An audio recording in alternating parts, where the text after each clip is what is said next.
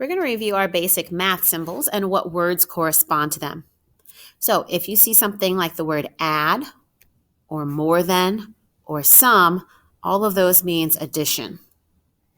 If you see subtract, less than, or difference, that means subtraction. Multiply, times, or product would mean multiplication. Remember, sometimes you'll see multiplication written as a dot. And then divide, quotient, or divided by would be division. And sometimes you'll see division written as a slash or even a fraction bar. Let's review our inequality symbols. When you have greater than, you'll have greater than, pointing to the right like an arrow. Greater than or equal to would point to the right, but it has a little partial equal sign underneath it. Less than points to the left. Less than or equal to points to the left with a line underneath it. Remember, as you graph these, greater than would get an open circle and pointing to the right. Greater than or equal to would get a closed circle pointing to the right. Less than would be open and pointing to the left. Less than or equal to, closed circle and pointing to the left. There are a few more words I want to discuss that have to do with inequalities. First is the word at least. When you see at least, it's going to mean greater than or equal to. At most will mean less than or equal to. No more than is going to be a less than or equal to sign. And no less than will be a greater than or equal to sign.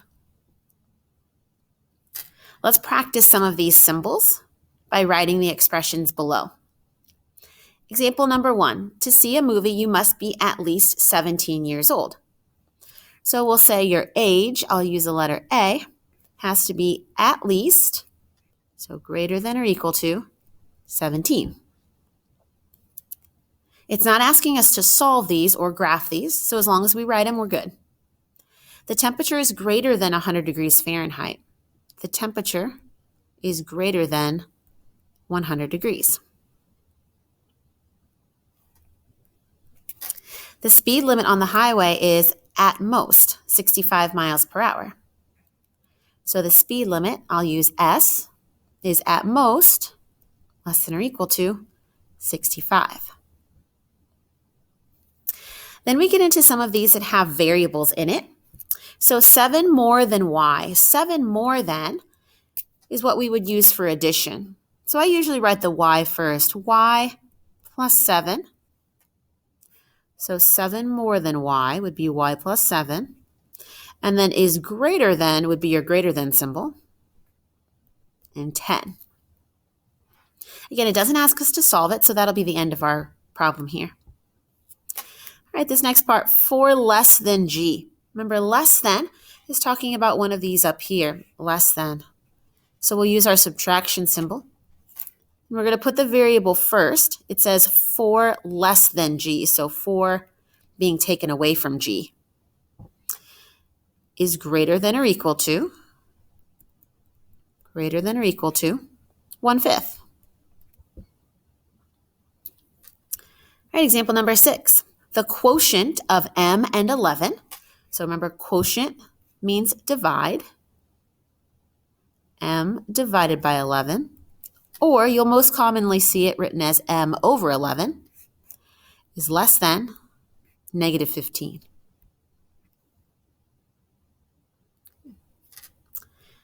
All right, the next thing we're going to do is determine which values are solutions. So we have this right here, and we're going to plug in the numbers for M.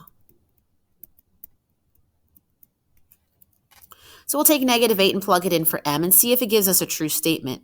-8 is less than or equal to -5. Yes, that is true. So this is a solution. Plug the next one in. 12 is less than or equal to -5. No, 12 is bigger, so that's false. So that would not be a solution. 3 is less than or equal to -5. It's also false. 3 is not smaller than negative 5. Then we've got this one. Negative 5 is less than or equal to negative 5. Because we have the or equal to sign, we could say that negative 5 is equal to negative 5, and that would be true. The last one, negative 2 is less than or equal to negative 5. That is false. Negative 2 is a larger number on a number line.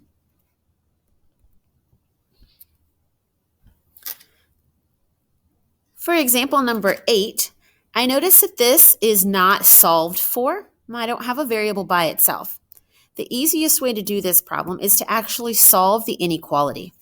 So I'll start by subtracting 8 from both sides.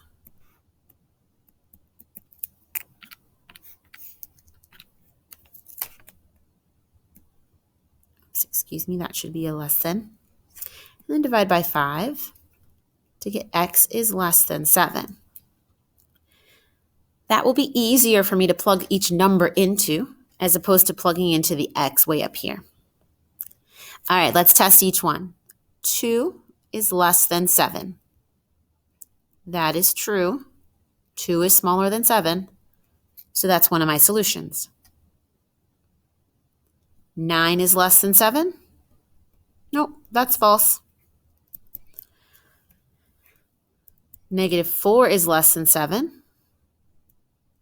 That's true. 7 is less than 7. Now this one's similar to the one we did up here with the negative 5. This one was true because of this or equal to part. 7 is not less than 7. 7 is equal to 7. But I don't have the equal sign here. So that's going to be untrue. That's going to be false. 7 is not smaller than itself. And the last one, 11 is smaller than 7. That's again false. And so the true ones are your solutions.